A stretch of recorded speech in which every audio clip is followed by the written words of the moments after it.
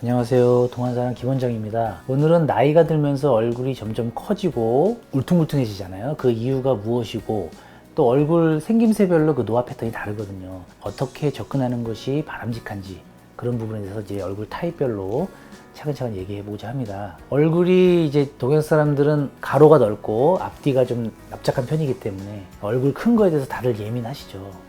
타고난 이제 두상 크기는 어쩔 수 없다 하더라도 나이가 들면서 더 얼굴이 더 이렇게 울퉁불퉁해지면서 아래 하안면이 커지는 현상 이런 것 때문에 이제 고민을 많이 하시고 적극적인 해결을 시도하시는 분도 많이 생긴다고 합니다. 근데 먼저 뼈 자체가 이렇게 크신 분이 있고요.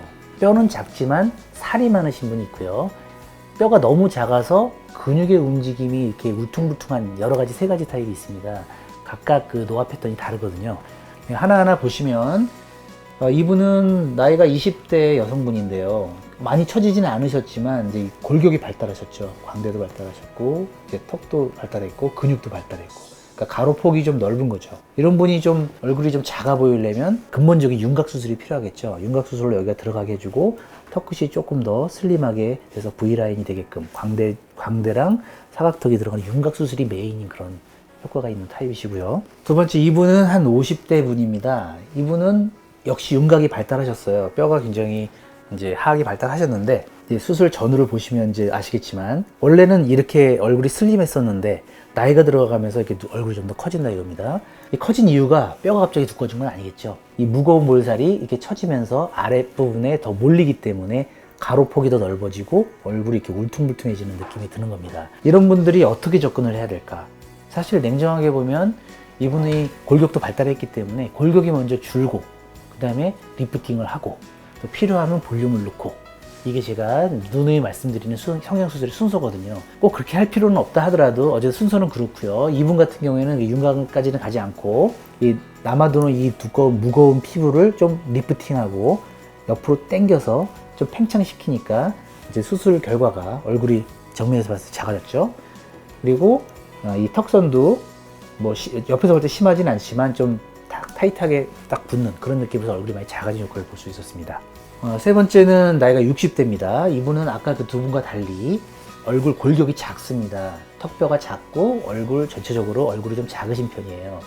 이런 분들은 젊었을 때는 얼굴이 작아서 예쁘다는 소리 듣지만 나이 들어서는 더 나이 들어 보인다 그럽니다.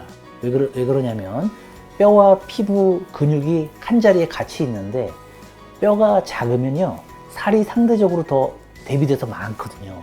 많고 근육도 점점 움직이면서 늘어나기 때문에 근육에 의한 여러 가지 주름이 생기고 살이 이렇게 처져서 자글자글한 주름이 생겨요. 이런 경우가 이제 좀 더 나이가 들어 보이게 되는데 이런 경우는 어쩔 수 없이 남아도는 이 피부 조직을 좀 당겨야지만 해결이 될 거고 나이가 60대이기 때문에 뭐 실리프팅으로 해결되긴 좀 어려운 상황입니다. 아까 그분은 실리프팅으로 가능했지만 이분은 근본적으로 늘어진 피부를 좀 팽팽하게 당길 필요가 있기 때문에 여기 이제 간단히 표시가 되어 있는지 보이시는지 모르겠는데 이제 전체적으로 당길 필요는 없고 이 중간 입 아래 하안면만 당겨도 충분하기 때문에 절개선을 귀 주변으로 작게 해서 전체적으로 이 부분을 쫙 당기니까 이제 피부가 좀 타이트해지면서 뼈에 탁 붙은 느낌이 나죠. 그래서 얼굴이 좀 전체적으로 정면에서 얼굴이 좀 작아지고 턱선이 좀 샤프해지니까 확실하게 더 젊어지는 효과를 낼 수 있었다고 생각합니다.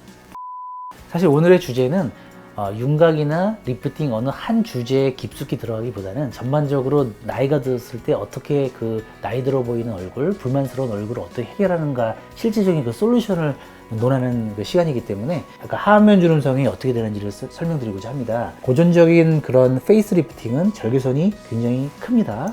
그래서 이렇게 넓은 면적을 피부를 들어서 당기고 남는 피부를 절제하고 꼬매는 그런 방식을 하죠. 서양 사람들은 이렇게 해도 충분히 이펙트한 결과를 낼 수 있는 게 뼈가 좀 작고 피부가 얇기 때문에 쫙 당겨지는 맛이 좋기 때문에 두루두루 뭐 잔주름 뭐 큰 주름 다 해결이 되는 맛이 있는데 한국 사람들은 대부분 중간에는 주름이 없고 끝에만 주름이 있는 경우가 많기 때문에 이제 주름이 너무 멀고요. 그 다음에 피부가 좀 무겁기 때문에 이렇게 파워풀하게 당겨지지가 않기 때문에 효과가 충분하지 않습니다. 결과적으로 효과 있는 거는 이 아래쪽, 늘어짐이 상대적으로 많은 아래쪽 효과가 있기 때문에 절개선을 아까 보여드린 그분처럼 작게 절개를 해서 입 아래만 박리를 해서 피부를 당기는 방향, 이 방향으로 하면 상대적으로 굉장히 적은 노력으로 얼굴이 작아지고 젊어지는 효과를 볼 수 있기 때문에 한국인한테는 50대 후반 이후에는 절개 리프팅이 좋은 선택이 될 수 있다고 생각합니다.